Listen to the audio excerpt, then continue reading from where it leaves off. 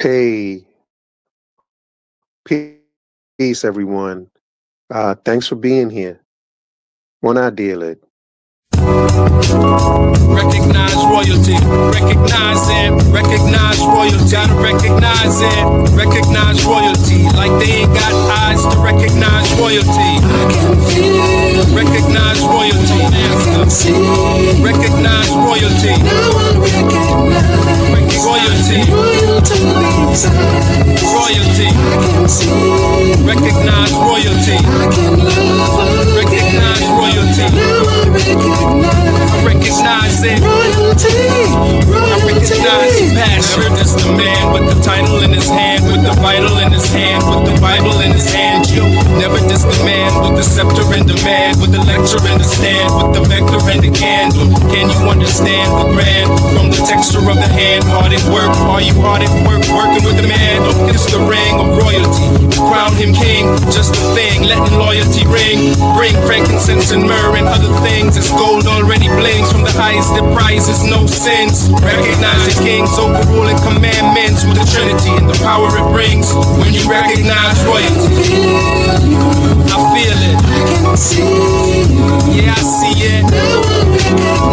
I recognize now. Royalty. I see it. Now I'm in love now. I recognize your passion. Recognize royalty. Yeah, what's good, peoples? Blessings. Thanks for showing up. This is my first video. You know what I mean? I'm feeling good about it. I'm feeling blessed. Yeah, but you know what I mean? Let's get right into it. The title of the video is Disco Fever. And we're gonna try and go through a short history of hip hop. And you know, we're just trying to really determine who created hip hop. Is hip hop a Black culture? Is hip hop a Latino culture? Is it a Caribbean culture? Is it an accumulation of all of them? So just who created hip hop? You know, and this video is inspired by, you know, just the talk of the town, which is, you know, Black people and FBA, you know, claiming to be, you know, the innovators of everything. In this case, it's just you know, hip hop. We've been through, you know, everything else. Now it's time for us to talk about who created hip hop. Black Americans feel that, you know, they are the originators. You know, they say when it comes to reggae is just a variation of their music, because, you know, they just took R&B and we're just copying Black music. You know, and the same thing with dancehall, reggaeton, Afro beats. All of these, they claim to just be knockoffs of their music, of R&B and hip hop. And so we're just trying to figure out, how does that argument really hold up? And so, you know, we're going to go to our good friend Wiki to see how it holds up. You know, let's see what we can see when we go to Wiki. And since we are starting off our history of hip hop, we're going to start with just hip hop and just read and see what it says about the history of hip hop. And again, the goal is to see who really created hip hop. So it says hip hop, formerly known as disco rap, disco rap. Hip hop is formerly known as disco rap. So does that answer the question? Hip hop is disco. I think the answer is right there in terms of who created hip hop. I think the answer is, you know, whoever created disco. So, you know, and I think I mean, I could be wrong, but I think disco is white people music. I'm pretty sure of that. You know, all the disco I know, or most of the disco I know, is white people music. You know, I'm Jamaican. We listen to disco too. Even to today, you go to parties, we still playing disco music. You know what I'm saying? So you know, we know that that's white people stuff. So you know, looks as if the show is over.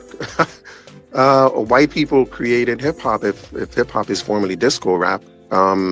No, too easy. You know, if we can't agree that disco is white people music, we should definitely be able to agree that disco culture is white people culture, right? I think that disco as a genre or as a culture was created by white people. I think white people made disco popular. And so that's why I would say disco is white people music. You know what I'm saying? They're with that LGBTQ lifestyle.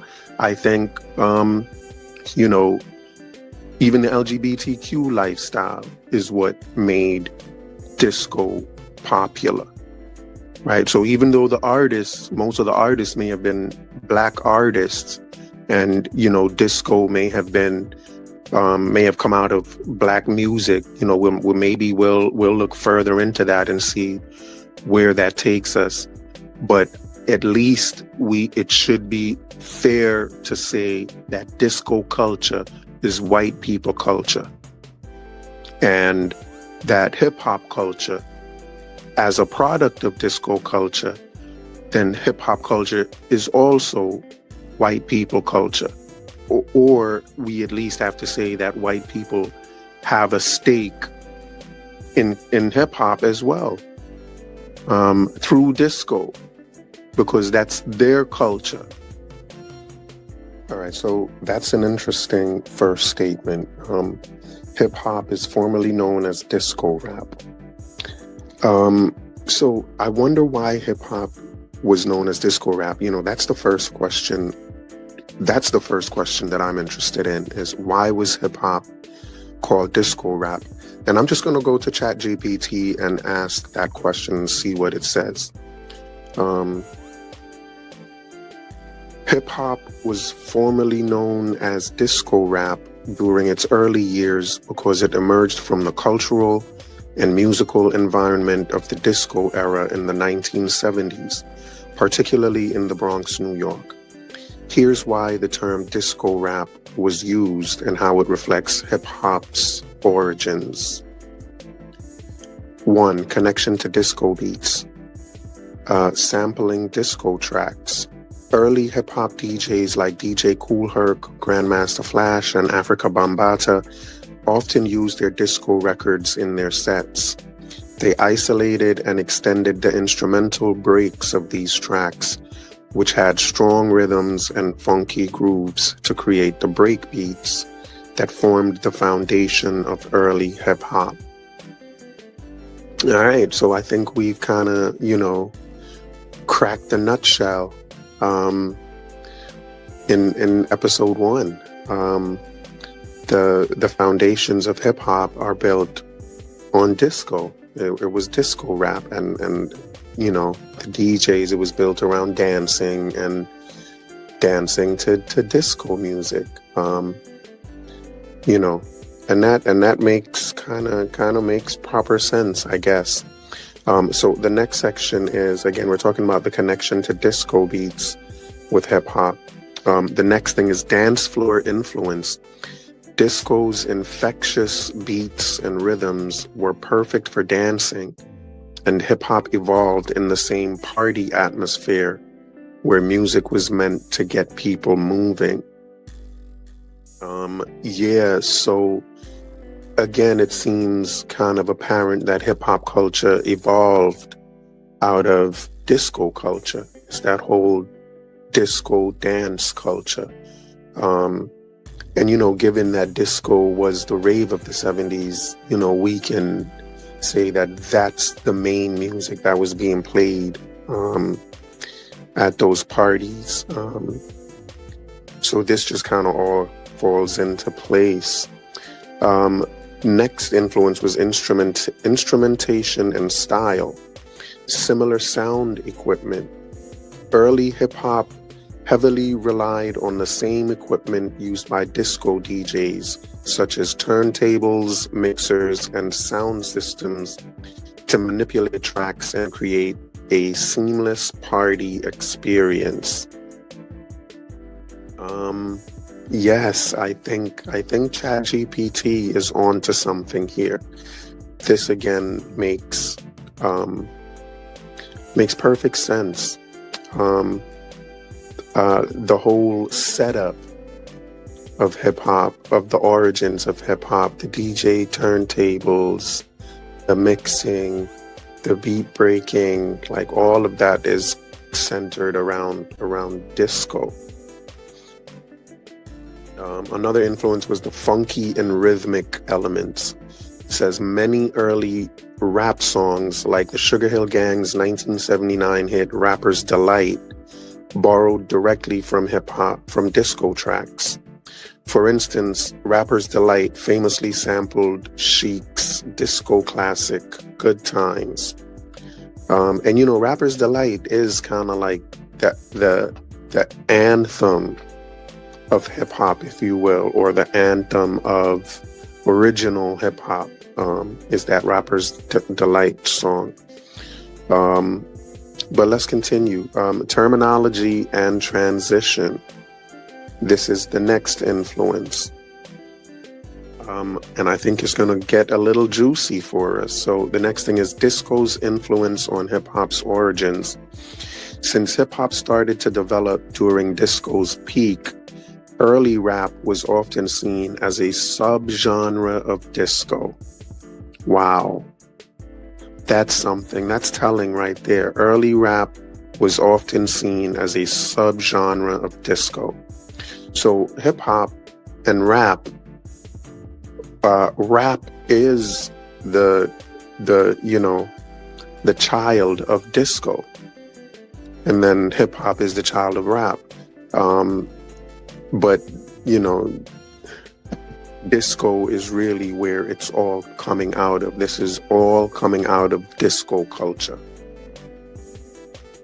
And it says, this is why early hip-hop songs were often referred to as disco rap, before hip-hop became recognized as a distinct cultural movement and music genre. So again, hip-hop was quite obviously an outgrowth of the disco movement. Goes on to say, MCs and DJs at disco events. Many early hip-hop performances occurred at disco-themed parties, clubs, and events. MCs or rappers began as hype men for DJs at these parties, adding rhythmic spoken words over disco beats, which evolved into rap as a standalone art form. Yes, I think we found the culprit, ladies and gentlemen. Disco is the progenitor of hip-hop. Hip-hop is directly related, is the child of disco. That seems pretty obvious to me at this point. But you know, again, it's still just episode 1, so there's still a lot to talk about and a lot to look at, a lot of questions to ask. But at this point, this seems pretty evident. I think this is the last thing. Now it talks about the breakaway and why disco, hip-hop kind of broke away from disco. So let's hear what it says. It says, the decline of disco. As disco's popularity declined in the late 1970s and early 1980s, hip-hop started to differentiate itself, incorporating more elements of funk, soul, and electronic music. So the funk, soul, R&B, electronic music even. Electronic music is that electric boogaloo type music that they dance to in those breakdancing movies. That type of electronic stuff, which also, you know, had a great, played a great role in hip hop culture.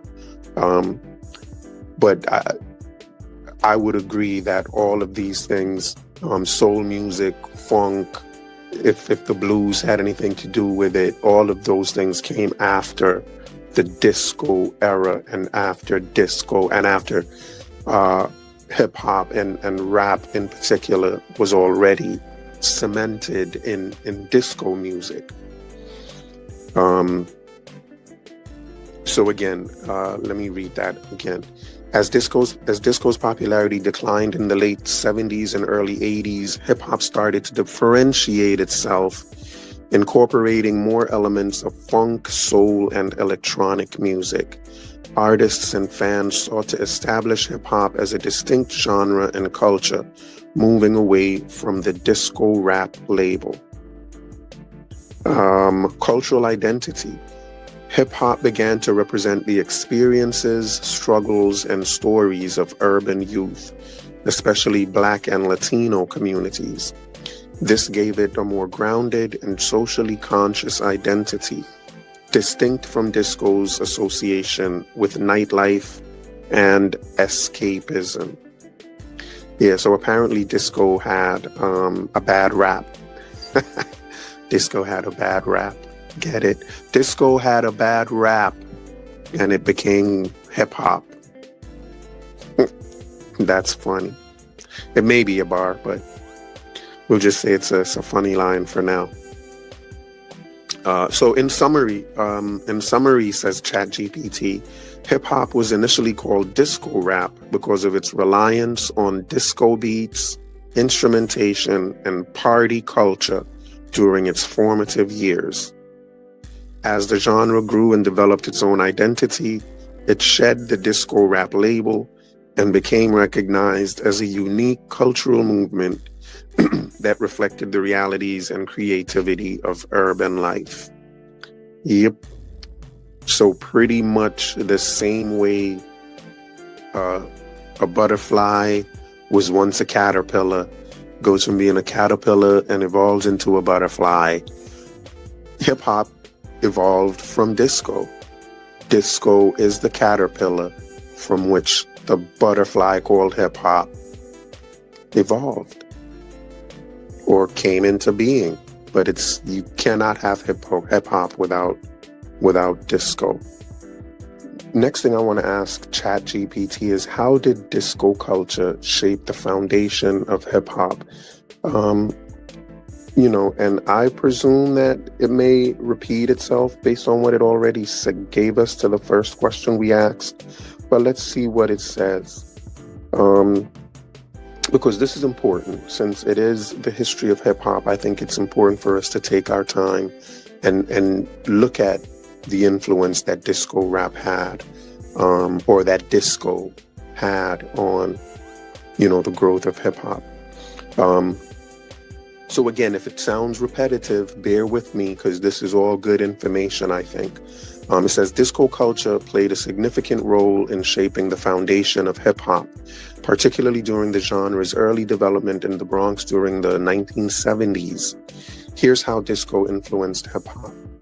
The role of DJs, techniques, and equipment. Disco DJs pioneered the use of turntables, mixers, and sound systems to create seamless transitions between tracks.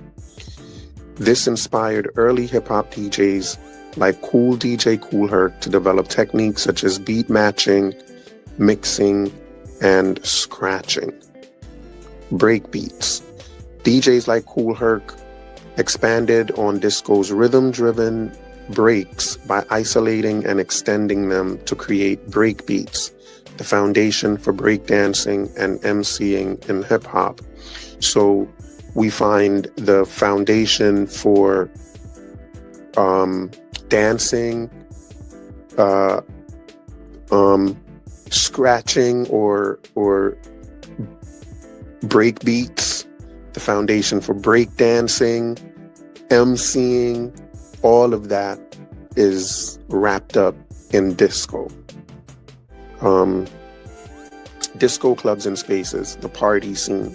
So again, this is all how did disco lay the foundation for hip hop. Disco culture revolved around vibrant dance parties and clubs, fostering a communal atmosphere. Early hip hop emerged in a similar setting at block parties and house gatherings where DJs played disco records to entertain crowds. So hip hop is just disco in the streets, but it's disco parties in the park. But again, it's still all centered around disco.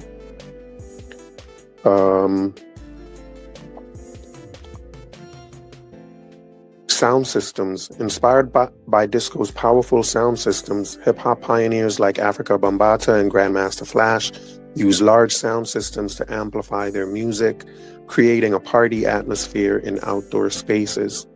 Yeah, it's just a disco party outside. Music sampling. Disco tracks. Early hip-hop heavily sampled disco for their catchy rhythms and funky bass lines. And again, it talks about Chic's Good Times for rappers' delight. Dance culture. Breaking and freestyling. Disco encouraged self-expression through dance. This ethos carried over to hip-hop, where breakdancing became a core element. Breakers or b-boys and b-girls often dance during the extended break beats spun by DJs, creating a unique style. Community and inclusion. And again, this is all how disco is laying the foundation for hip-hop. And this one I think is pretty important. It says, disco served as a cultural melting pot. Disco culture brought together people of diverse backgrounds, particularly in LGBTQ+, Black and Latino communities. Similarly, hip-hop emerged as an inclusive, community-driven culture that united underprivileged youth through music, art, and dance. So the same impetus that drove hip-hop or that drove disco into existence, just that urge to bring kind of what they saw as underrepresented or marginalized groups together. That's what made disco famous. People will say disco is gay people music, and I think ChatGPT is referring to that by mentioning LGBTQ+, and that disco was one of those venues. Disco clubs is one of those venues that, LGBTQ+ people took advantage of, and just found to be places of,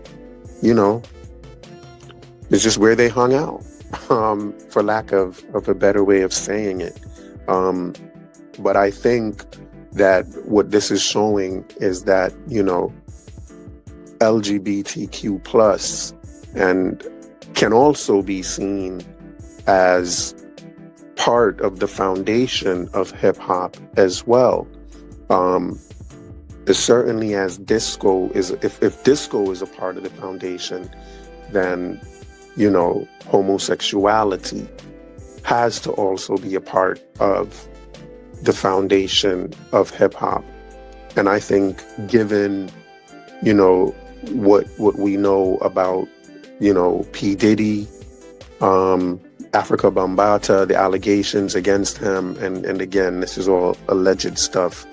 Given what we know about that and everything else about, hip hop, we know that there's a lot of homosexuality in hip hop. We know that as well. And so it's no surprise that there is an LGBTQ pillar of hip hop as well. And I think that has to be also acknowledged. Next is fashion and style. Disco's flashy, bold outfits and emphasis on individuality influenced early hip hop fashion. And again, the flashy stuff, I think that's also part of the LGBTQ plus community and their identity is the way they dressed. It was very flashy, you know, regardless of that. Just the dress was a part of hip hop's influence. The way disco people dressed going to these discotheques, the way they dressed for dancing, all of that was a part of the culture that was adapted by hip hop. The vibrant colors, funky hairstyles, expressive clothing helped shape hip hop's unique aesthetic. And again, it's going to go from the transition from disco to hip hop. Again, if it's repetitive, please pardon. But I think it's worth the read. By the late 1970s, as disco declined and faced backlash, for example, Disco Demolition Night, hip hop grew as a cultural movement. Many DJs and producers from the disco era transitioned into hip hop, carrying over their techniques, musical elements, and event styles. So, you know, it's just reiterating what it said earlier about, you know, people moving away from disco because disco developed a bad rap. And so hip hop evolved out of disco's bad rap. Yes, I said it again. So in summary, disco's emphasis on rhythm, community, and dance set the stage for hip hop's rise. By borrowing disco's tools, techniques, and party culture, hip hop transformed into a distinct genre and cultural movement that carried forward the energy of disco while addressing the unique struggles and stories of urban youth. Yeah, so since this is the second time that ChatGPT has mentioned Disco Demolition Night, I just want to talk about that real quick. So let me ask, what is Disco Demolition Night? And hear what it says. It says, Disco Demolition Night was a notorious promotional event that took place on July 12, 1979 at Comiskey Park in Chicago, Illinois. It is widely regarded as a symbolic moment marking the backlash against disco music and the genre's perceived cultural dominance. Here's what happened. The event, organized by Steve Dahl, a Chicago rock DJ, and Mike Veek, the promotions director for the Chicago White Sox. The purpose, the event was a promotional stunt to attract more fans to a baseball doubleheader between the Chicago White Sox and Detroit Tigers, as attendance had been declining. The plan, fans were invited to bring disco records to the stadium for destruction.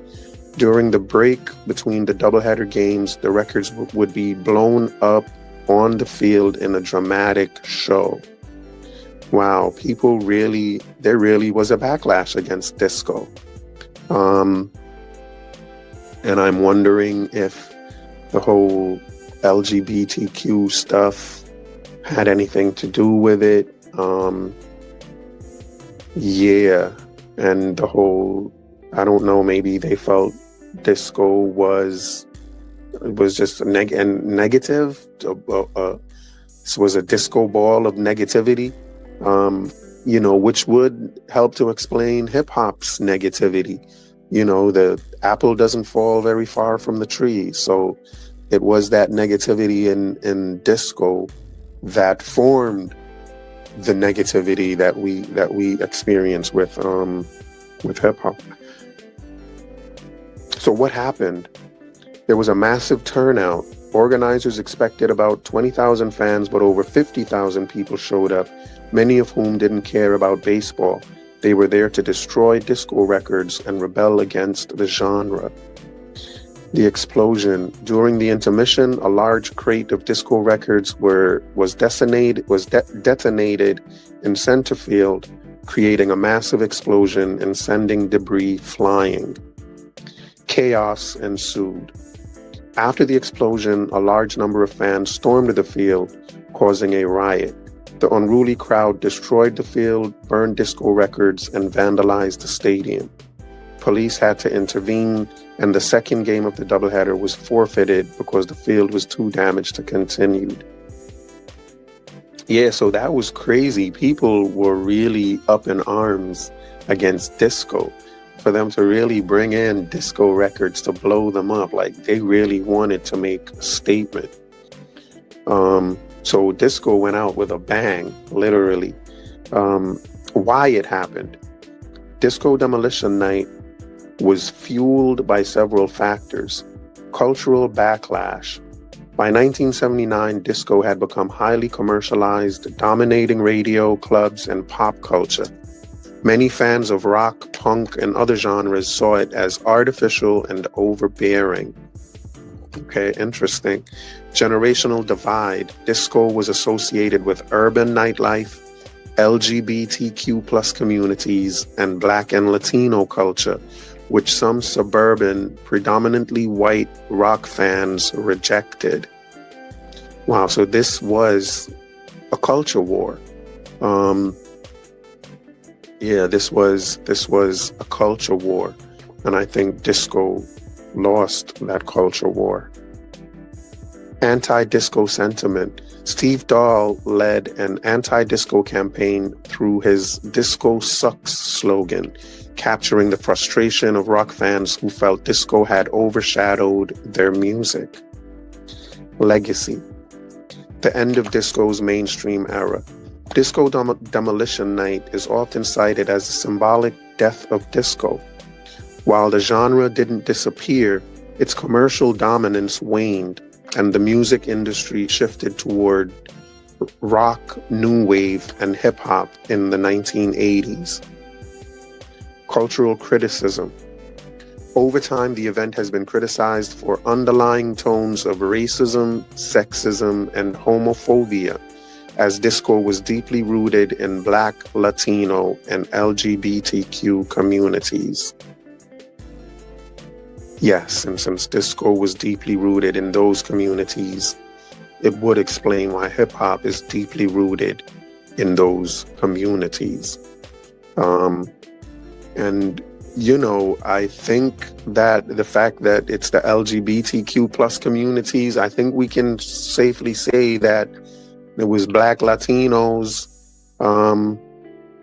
and I think, you know, given disco, I think white people and disco go together like, you know what I mean, bun and cheese. So, you know, white people are in the mix as well. Again, you can't go to a discotheque without, you know, white people's presence. They're a part of all of that.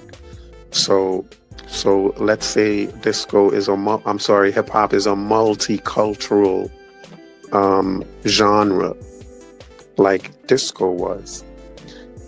Impact on music. Despite the backlash, disco's influence lived on, shaping genres like house, techno, and hip hop, which drew heavily from disco's beats and grooves. In summary, Disco Demolition Night was more than just a wild publicity stunt.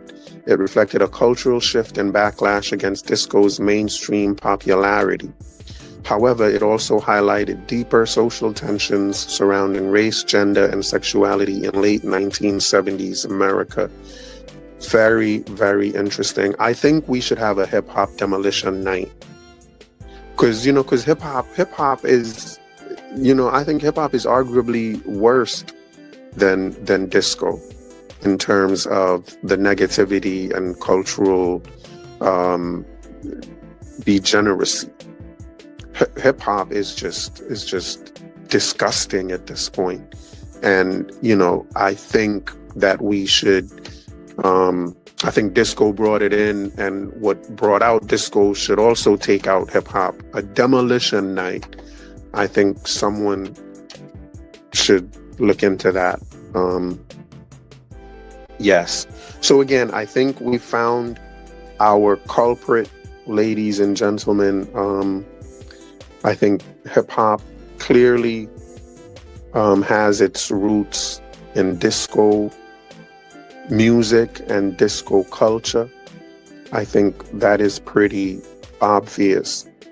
And I think one of the things that made it kind of clear is just how many of the pioneers in hip hop have disco in their name. And I also asked ChatGPT to give us a list of people of hip hop pioneers that have the word disco in their name.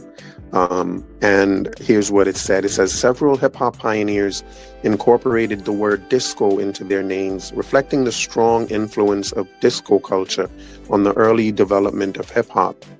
Some of these pioneers include Grandmaster Flash and Furious 5. Okay. While not directly named after disco, obviously, Grandmaster Flash and his crew were heavily influenced by disco culture. Flash often performed at disco clubs and incorporated disco elements into his sets. Disco Wiz. Luis Disco Wiz Cedeno is considered the first Latino DJ in hip-hop.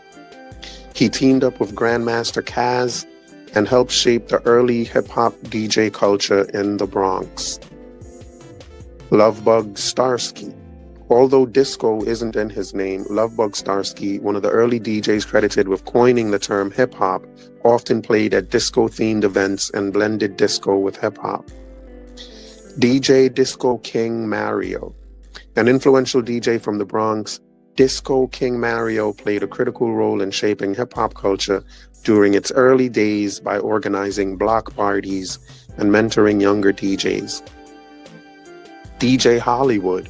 Known for blending disco music with rap in the early 1970s, DJ Hollywood performed at many disco clubs and is often credited with pioneering the rhythmic style of rap that emerged from disco beats.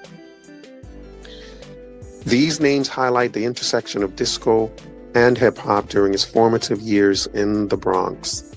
Disco's beats, style, and party culture created the foundation for hip-hop's rise. Yes, I think that makes it very clear. That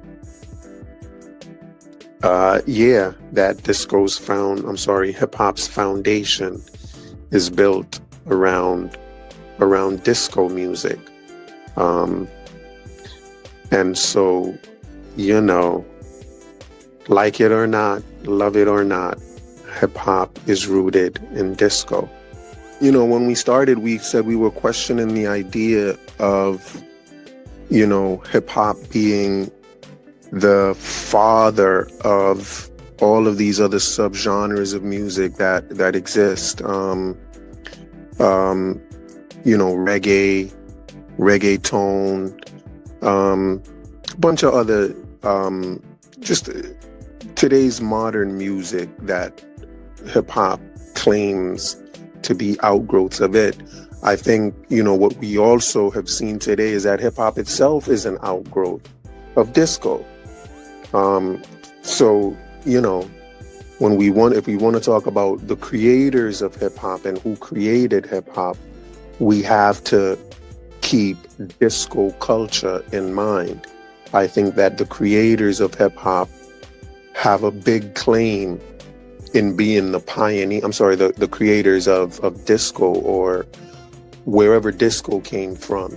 I think that has to state a claim to hip-hop as well.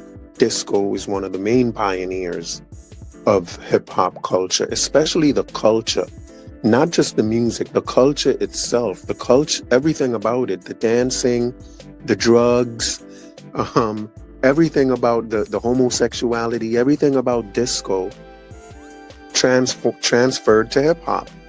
So we see what is really going on here, and I think it's pretty obvious where hip-hop is coming from. There's no question, in my mind at least at this point, that everybody is influencing everyone. So hip-hop is not just giving birth to stuff, and black people are not just creating stuff. Where black people are influenced and influence people. Hip-hop has been influenced and hip-hop influences. That's just how life works. So this should be interesting.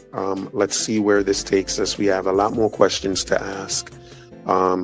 So let's that's pretty much, I think this is a good place to stop with this first video. Again, it's our first video in the series, a history of hip hop. It is a history. And I think it's I think it's a good place to start. The next video in part 2, we're going to talk a little bit more about disco. We can't just have one video about the history of hip hop and just one video on disco. I think this is worth exploring some more. Wikipedia does say some more about disco and hip hop, so I think next video we want to dive into that a little bit more, see what questions come up, and then take it from there. Thank y'all for taking your time to watch this video. Hope you continue watching the series, and blessings to you. Again, thanks for being here, and we'll catch you on the next one. Peace. Recognize royalty, recognize it, recognize royalty, gotta recognize it, recognize royalty, like they ain't got eyes to recognize royalty. I can feel, recognize royalty, I can see, recognize royalty, now I recognize royalty, royalty's eyes, royalty, I can see, recognize royalty, I can love, recognize royalty, now I recognize it. Royalty, royalty. I recognize the passion. Never just a man with the title in his hand, with the vital in his hand, with the Bible in his hand. Yo, never just a man with the scepter in demand, with the lecture in the stand, with the vector and the candle.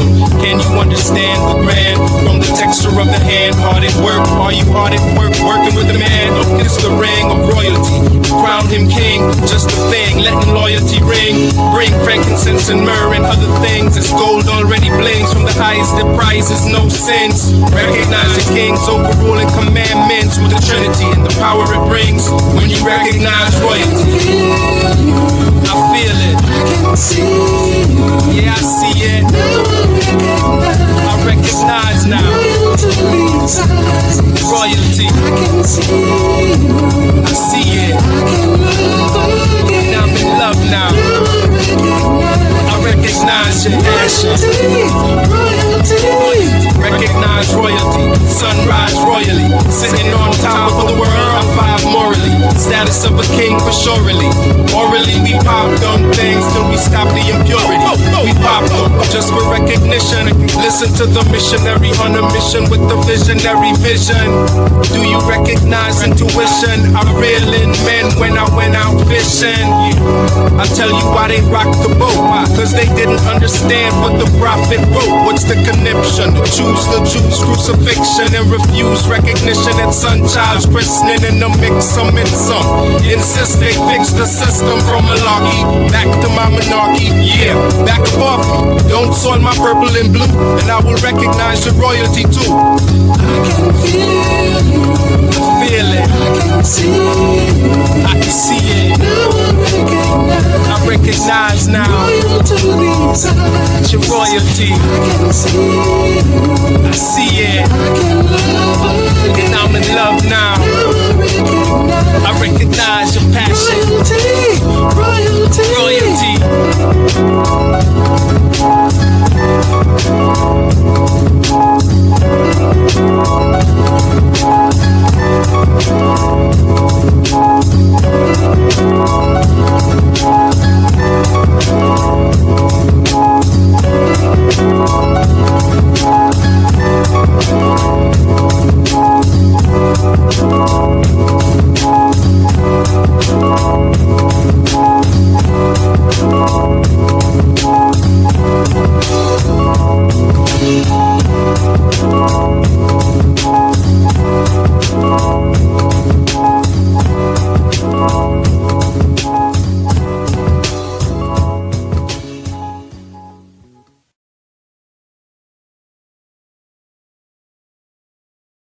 Hey, peace, everyone.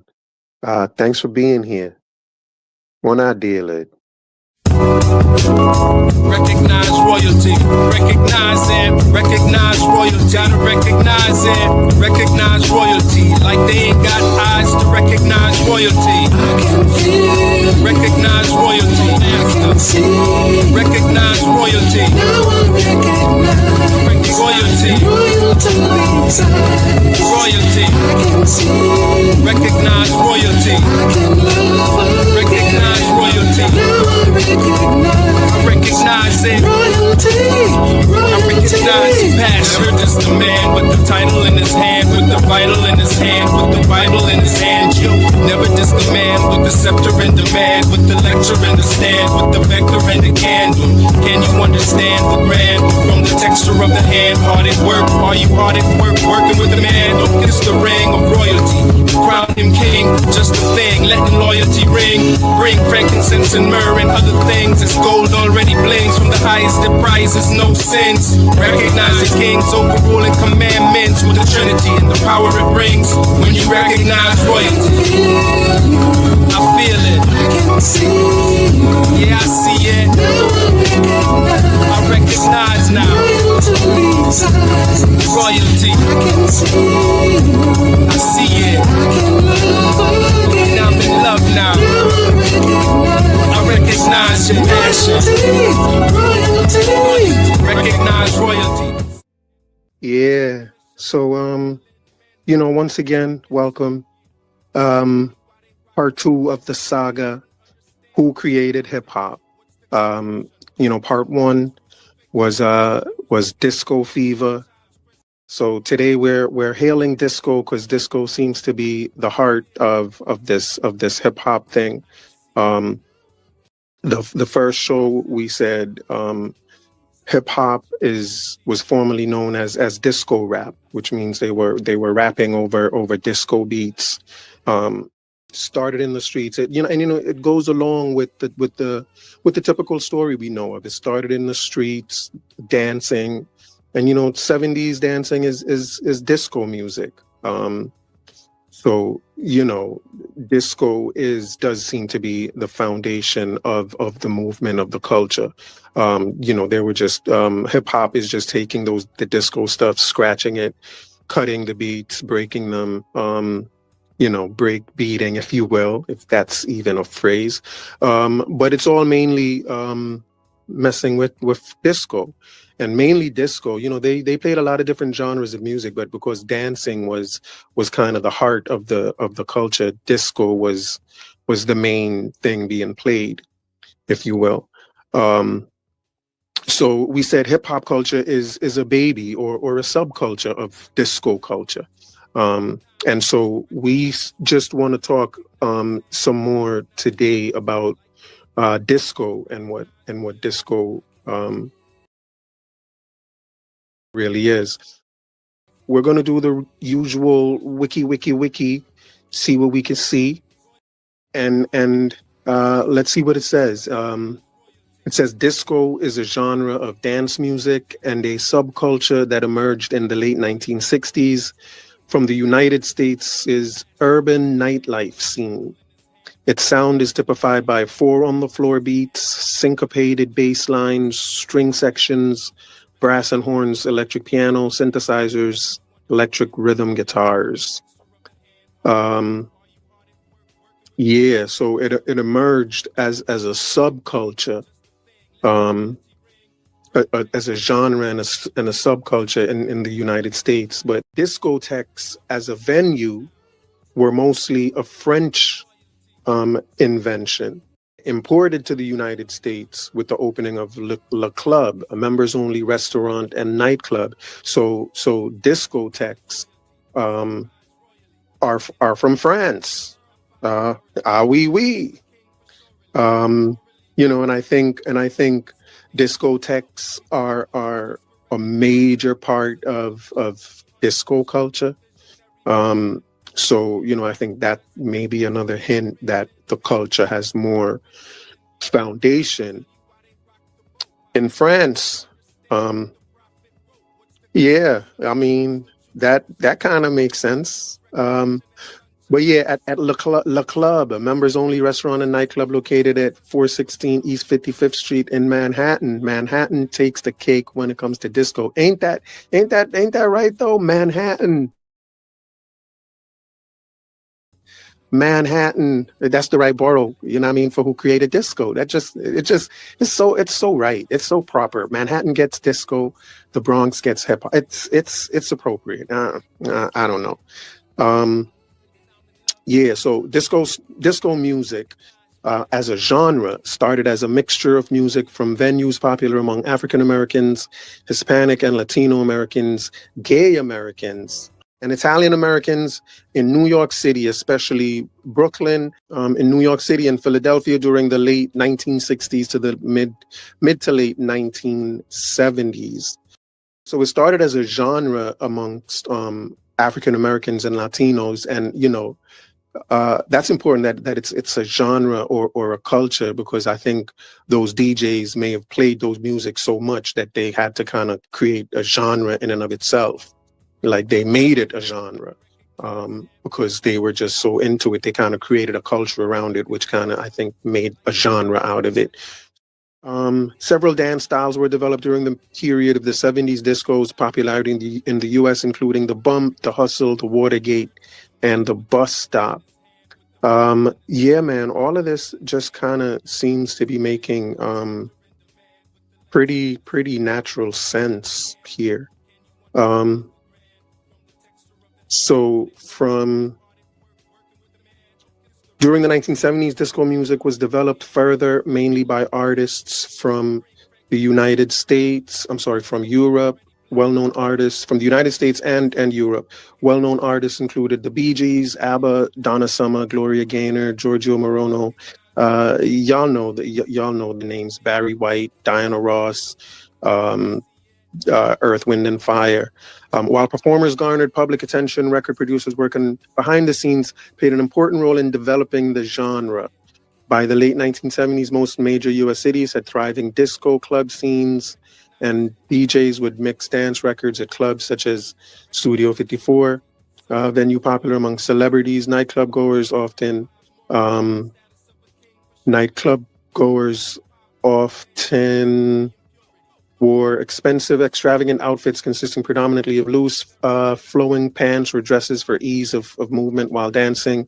There was also a thriving drug subculture in the disco scene, a drug subculture, because when we did the first video, we spoke about hip hop being a movement, and what was that movement about. And now disco, I think, may also be a movement, because I think a lot of drug use started during that time. So I'm wondering if that same social movement was going on with disco. But that may be for a whole nother show. There was a thriving drug subculture in the disco scene, particularly for drugs that would enhance the experience of dancing to the loud music and flashing lights, such as cocaine and quaaludes, the latter being so common in disco subculture that they were nicknamed disco biscuits. Disco clubs were so associated with promiscuity as a reflection of the sexual revolution of this era in popular history. Wow. No, this has to be the birth of hip hop. Drugs and promiscuity. This is the birth of hip hop. We need look no more. Here it is here. Films such as Saturday Night Fever, Thank God It's Friday contributed to disco's mainstream popularity. This is crazy. Disco declined. This is crazy. Disco declined as a major trend in popular music in the United States following the infamous Disco Demolition Night on June 12, 1979, and it continued to sharply decline in popularity in the US during the early 1980s. However, it remained popular in Italy and some European countries throughout the 1980s, and during this time also started becoming trendy in places elsewhere, including the fact that it remained popular in Italy is kind of another hint that it kind of started over there. It's their music. But I think Europe is kind of taking claim to disco, and I think disco is definitely taking claim to hip hop. If we just take a look at the etymology of the term disco, it says the term disco is shorthand for the word discotheque, a French word for library of phonograph records derived from bibliothèque. The very word disco is a French word. It's a French word. The word discotheque had the same meaning in English in the 1950s. Discotheque became used in French for a type of nightclub in Paris after they had resorted to playing records during the Nazi occupation in the early 1940s. Wow. Yeah, looks like hip hop has a lot more than just disco to hail for the creation of hip hop. Am I right? It says disco was started as a way to kind of, I guess, cope with what was going on with the Nazi and the Nazi invasion or something like that. Isn't that something?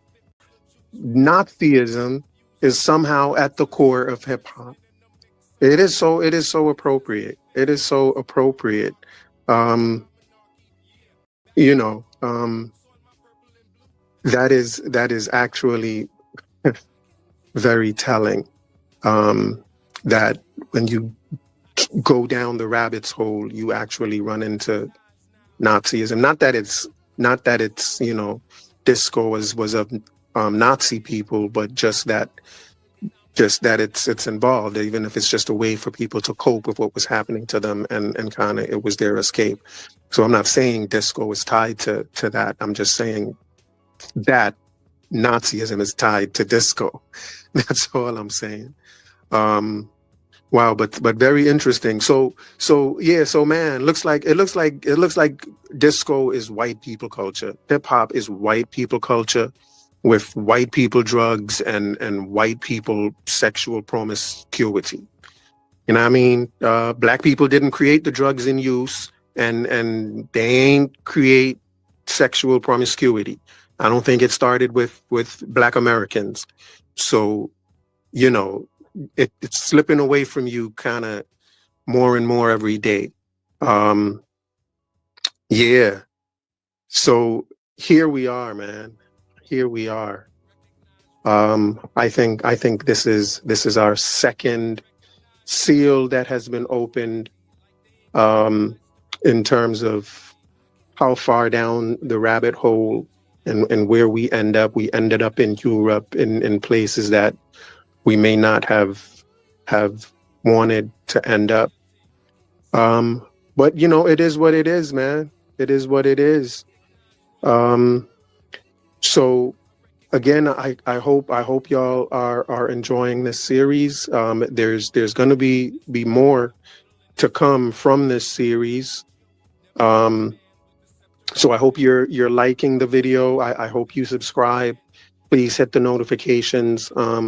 You know, I may go live every now and then. I'm going to be going live to talk about the videos, and just see how you're feeling. Hopefully, you know, you'll come on and we can have conversations live about what's being said. So man, it's a pleasure to have started doing this. I'm so looking forward to going down the rabbit hole some more, and just continuing with the adventure. You know what I mean? But let's go. Blessings to everyone. Thanks again for being here. Recognize royalty. Recognize royalty. Gotta recognize it. Recognize royalty. Like they ain't got eyes to recognize royalty. I can feel. Recognize royalty. I can see. Recognize royalty. Now I recognize royalty. royalty inside. Royalty. I can see. Recognize royalty. I can love. Recognize royalty. Now I recognize. I recognize it. Royalty. I recognize passion. Never just a man with the title in his hand, with the vital in his hand, with the Bible in his hand. You never just a man with the scepter in demand, with the lecture in the stand, with the vector and the candle.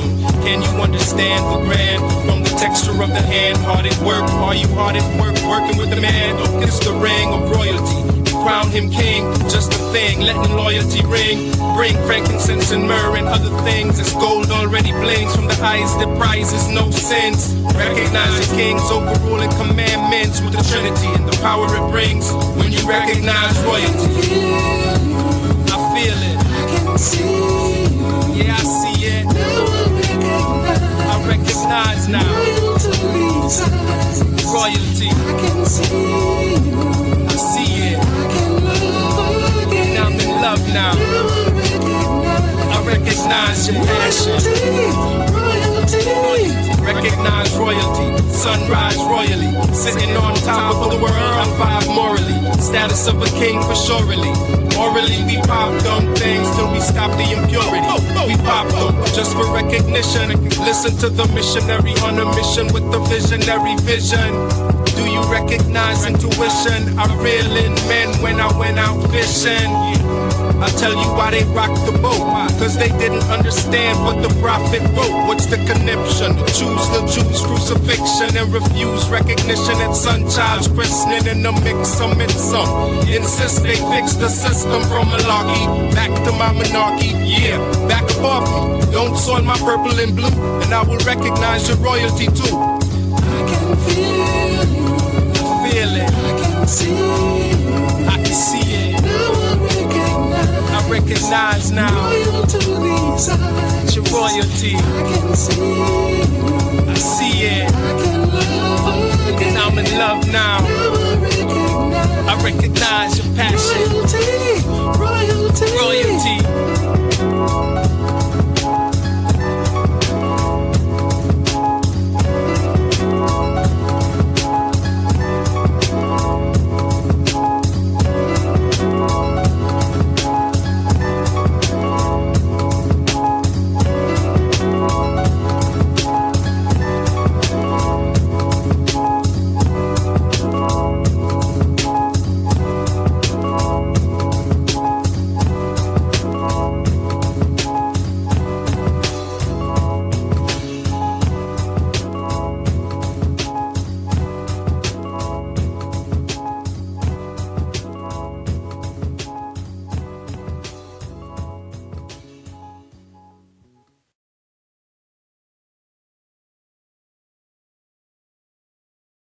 Hey, peace, everyone. Thanks for being here. One idea, lid.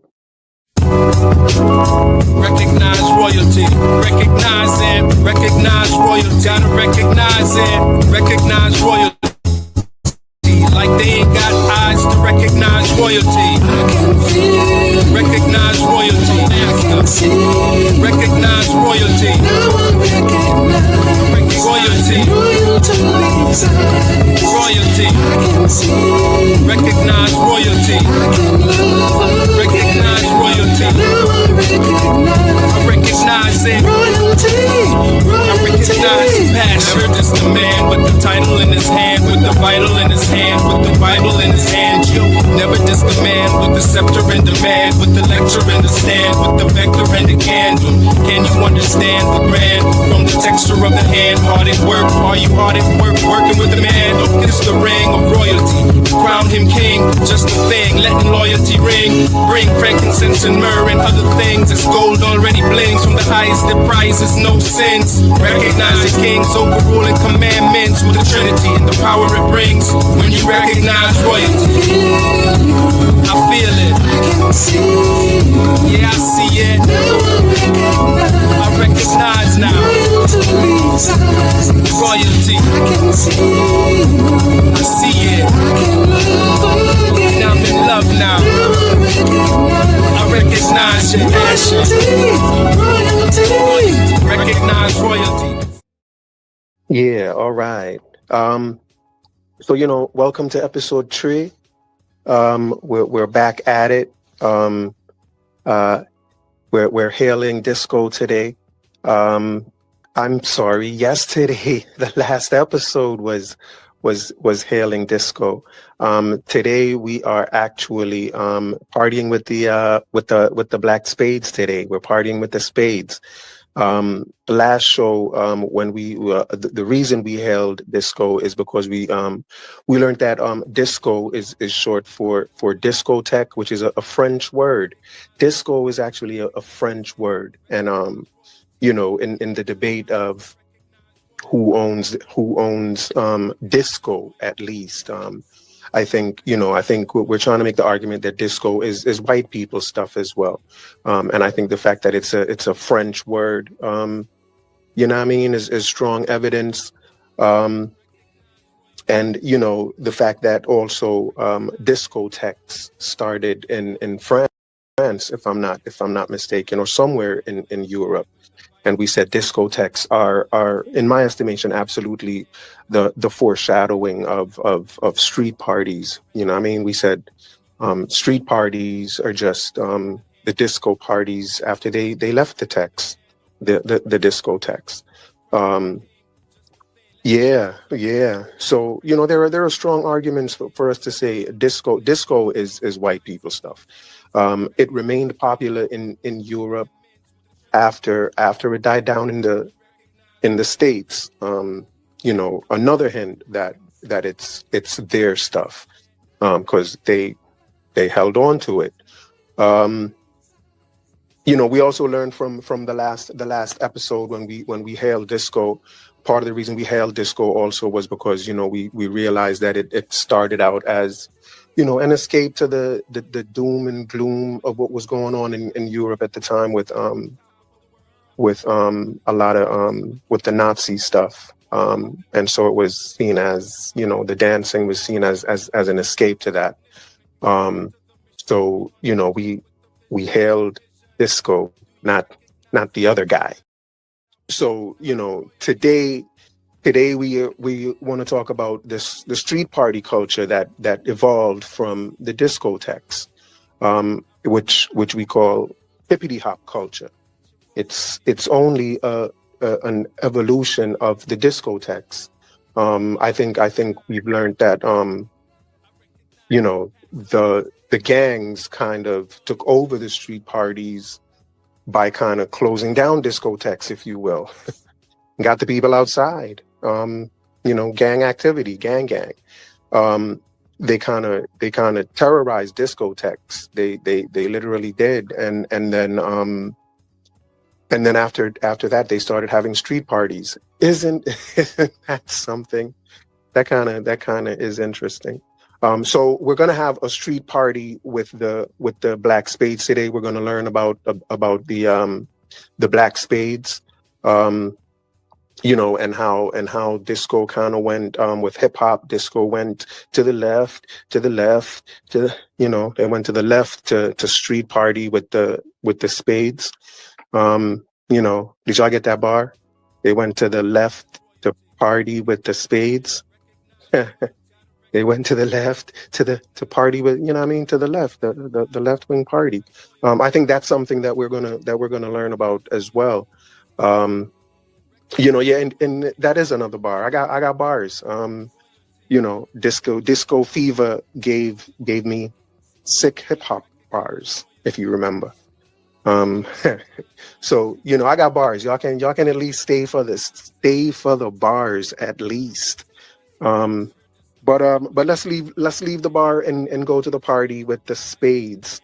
Look, I did it again. Leave the bar, go to the party with the spades. Leave the bar, go to the party. That's another one. I'm too good. But seriously, let's see what we can learn from our good friend Wikipedia. You know what I mean?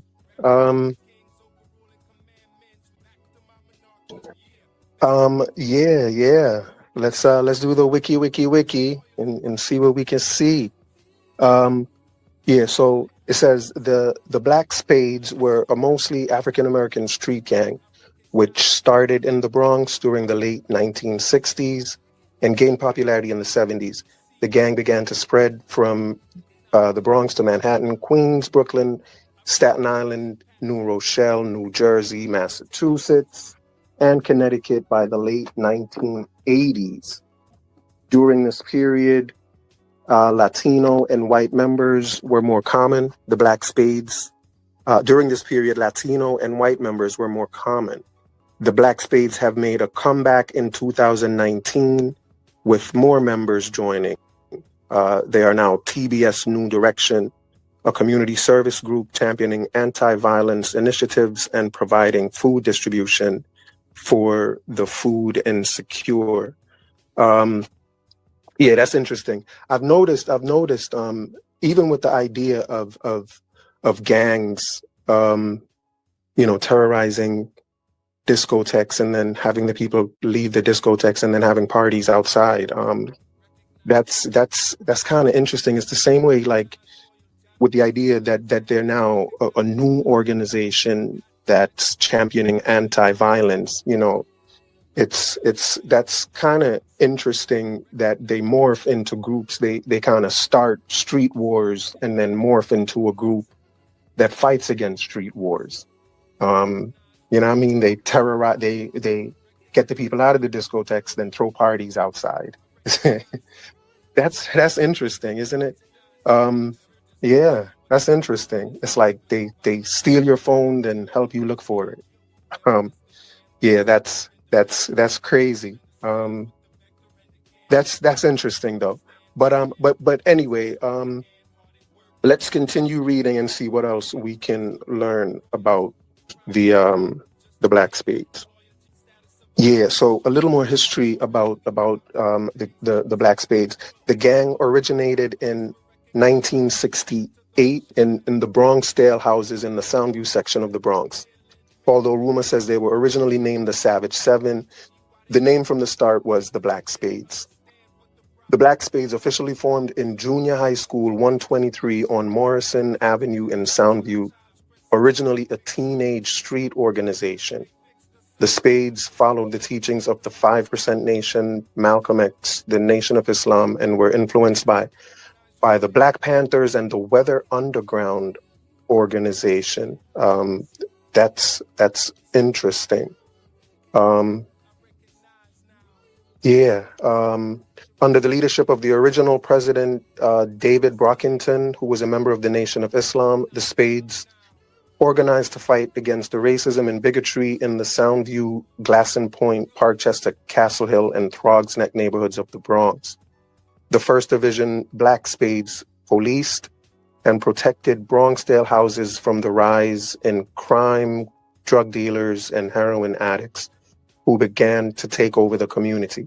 I guess this is kind of all making a little more sense to me now, because they said they started in a junior high school, right? So these were teenagers, and so just the idea of them organizing to fight racism in their neighborhood just seemed like a lot for teenagers to be doing. It just seemed as if they were formed. Now it's kind of clear that the Black Spades was a larger organization. They were a larger organization, and they had a division of, I guess, younger children, and so that's kind of how it all. So they were formed for a specific reason. These were 13-year-old kids, so it sounds as if they were being recruited to join the gangs for a very specific reason. And when you hear about who they're following, like people like the 5% Nation, Malcolm X, NOI, you can see that there sounds to be, it's not just kids, it's grown-ups involved in this whole scheme, if you will. And that's interesting. So they are in gangs, these are kids that are in gangs. So these are badass kids, but then they are in gangs that are organized to fight racism and bigotry. So, you know, they're good ass, badass kids. Um, you know, it's kind of weird. It's kind of interesting, and it's very interesting, but it's also kind of strange, you know. Um, yeah, but let's continue reading just a little bit more. But again, it seems as if the hippity hoppers are just a front for something bigger, social movement bigger than them. And the hippity hoppers, I'm talking about those 13-year-old kids that were just doing their thing, you know what I mean, with the nursery rhymes, we're at the street parties, you know, doing their thing to the disco, I presume, rapping to the disco, if you will. But yeah, so that's where we are at this point. So let's just continue reading just a little bit. Let me just find where I am. All right. The gang quickly spread to nearby housing projects in the Soundview area, Monroe houses, Soundview houses, Bronx River houses, Bronx River, and throughout the Bronx, starting a subculture inviting music into the lives of gang members. The Black Spades were also participants in the Hoe Avenue Peace Meeting. Even that peace meeting, the fact of 13-year-old kids being involved in a Hoe Avenue peace meeting, which was, you know, a big deal in the city at the time. A lot of people were there, a lot of politicians were there, the police were there. You know, that's a big deal. So now it kind of makes sense that they are just a division, and if not a division, kind of like just kind of a subgroup within a larger organization. They seem to, right. They're the baby spades. You got the Black Spades, you got the baby spades. I think they may have had junior spades. So they're just one level. And I think the whole organization is in charge of that social movement for what hip hop is about. And you know, whatever their role is, it's centered around hip hop culture. And their role that's where their role seems to be kind of centered. Yeah, so let's just hear what else is written here. The Black Spades also included a women's division that started in the Glassing Point Housing and Junior High School IS 131. That's crazy. They were a women's division that started in the junior high school. Now, were there adults in these junior high schools recruiting? That's just so crazy. That's just interesting. But anyway, by the early 1970s, the Black Spades had increased in numbers, and members began to lose focus of their original purpose. The Black Spades and young members, young spades and baby spades, became violent, and other divisions were unrestrained. David Brockington didn't like the direction that they were headed, so he stepped down as First Division president. Afterwards, Monk became the new supreme president of the Black Spades, which became a full-fledged street gang. New York street gang activity peaked in 1973 and then began to decline.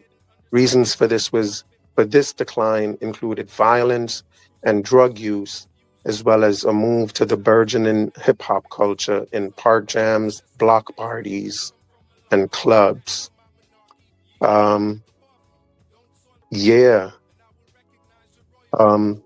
That's all interesting. You know, but let's continue to read. I don't think we've read anything that's of interest at this point. But wait, maybe this will be. Africa Bambaataa was a member in a Black Spade First Division First Chapter, then joined the Bronx River Houses Black Spades 10th Division before becoming a famous hip-hop DJ.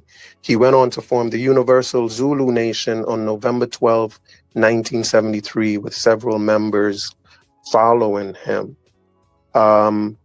You know, I told y'all these were some badass baby kids, right? Like these the kids that started it, since these are the gang member kids, these are baby kids, and it looked like Bambata is baby.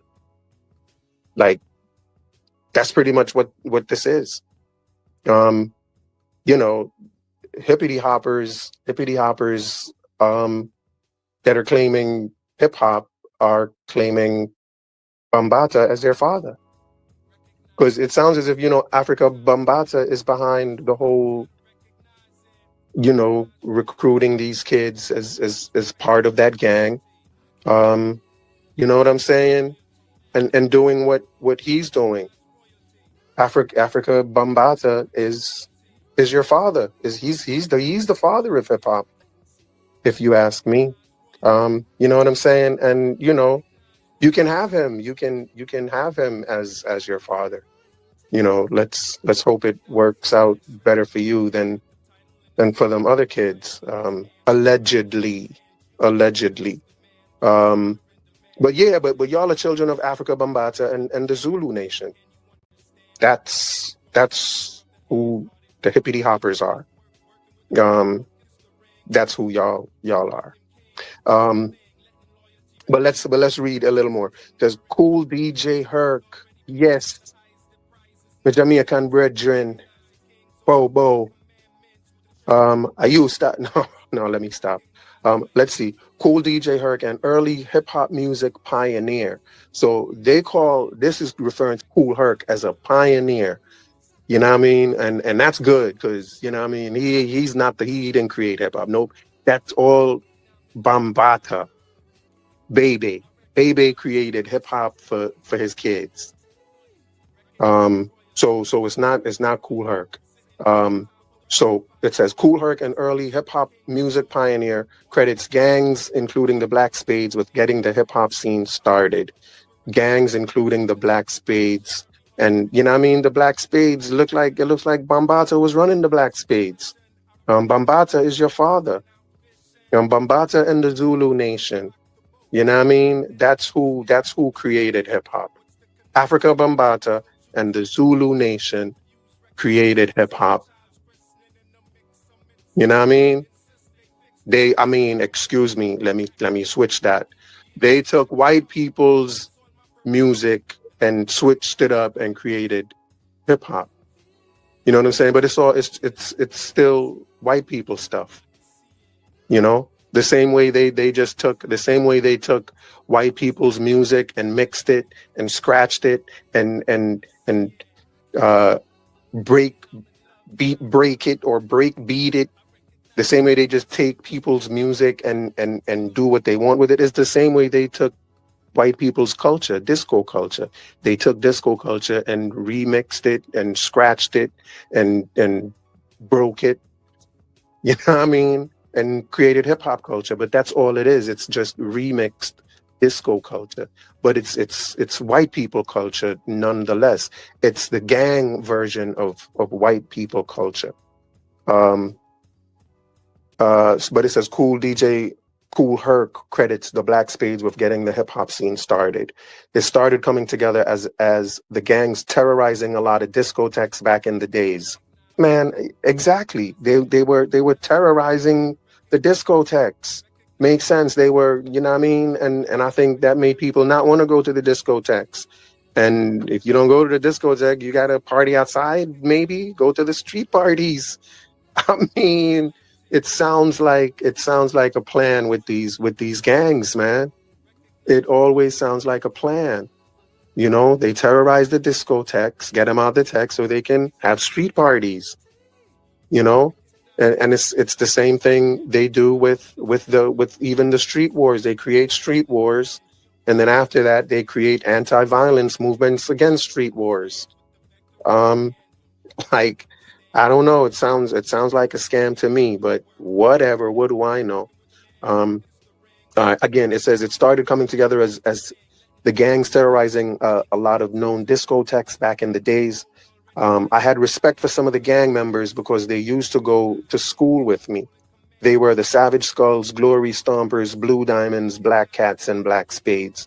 Yeah, so it doesn't look like Kool Herc was one of them gangbangers. You know what I mean? Us Jamaicans, we don't be gangbanging. We don't be down with that stuff. I mean, well, okay, I'll take that back. But Kool Herc didn't mess with that stuff. He just hung out with y'all. He just hung out with y'all and brought his stuff and threw parties with y'all. But that was it. That's all. That's all we had to do with it. We don't want no more than that. All right.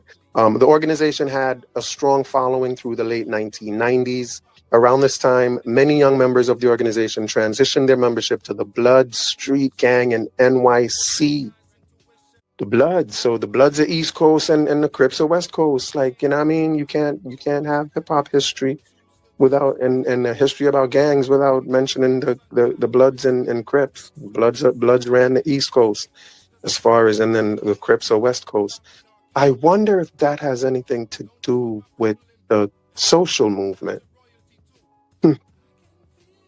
Maybe I'm thinking too much. What y'all think? Maybe? Who knows? So, you know, and I think also that maybe, again, I think that's probably the main reason why it's so hard to get rid of the N-word, is because, you know, the N-word belongs to hip hop culture and hip hop culture belongs to the gangs. You know, you're not going to get rid of the N-word because you're not going to get rid of the gangs. And I don't know if our community is ready to get rid of gang culture yet. We are too invested in the gang. We are gang. You know what I mean? We love everything gang. The Black community loves that. You know what I mean? And that's not just African Americans, that's Jamaicans, that's Puerto Ricans. For some reason, I don't know if it's an inner city thing, but it's gang. It's West Coast, East Coast. Our community is really engulfed in gang culture. Yeah. Let's see if there's anything else of interest. In early 2022, a resurgence of Black Spades members have risen in the River Park Towers housing complex of the West Bronx. This latest incarnation of the Black Spades are a neighborhood self-policing unit that has plans to participate in homeless food drives, after-school programs at CIS 229, and other positive neighborhood development. Yeah, so, you know, again, you know, they always seem to morph into positive neighborhood stuff after creating a lot of negative neighborhood stuff. But I don't know. That's another topic for another show.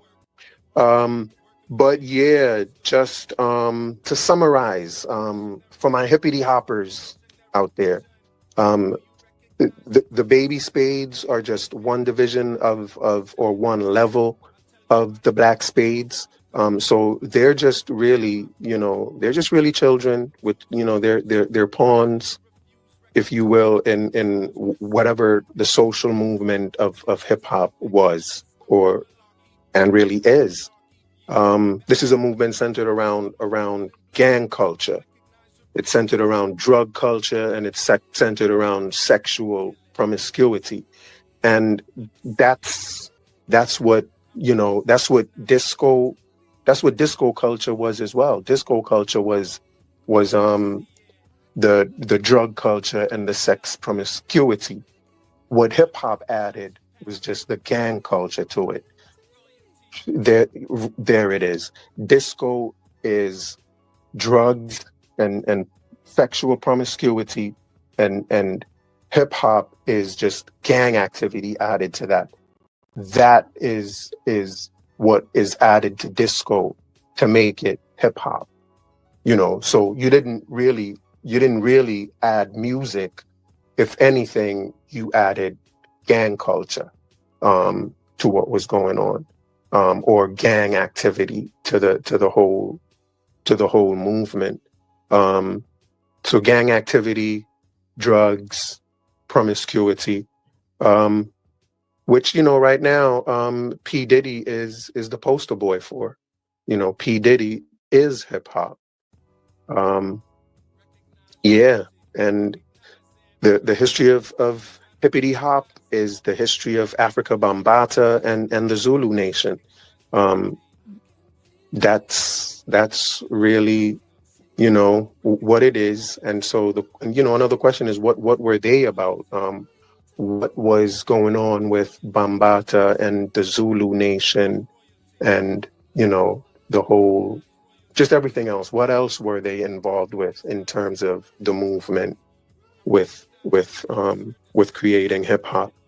And we may go there next, in terms of what direction we take for this rabbit hole, as we go down in the rabbit hole and see where it takes us. Yeah. So I think we've touched on everything. Nothing else left to say at this point, other than, look out for part 4, man. Part 4 is coming. Part 4 is coming. So, you don't want to miss it. Hit the like button, please. May I beg you, hit the like button. And the subscribe. Hit subscribe right after you hit the like button. You know what I mean? And then the notification, like, it don't cost nothing. Hit the notification bell as well. It can only help. And then join my Discord server. Join the Discord server. It's the link is in the description of the video. Join the server. You get to interact with me all day. Ain't that something? Don't get no better than that. You know what I mean? Shout out to Sunchild. Sunchild is one of the main ones that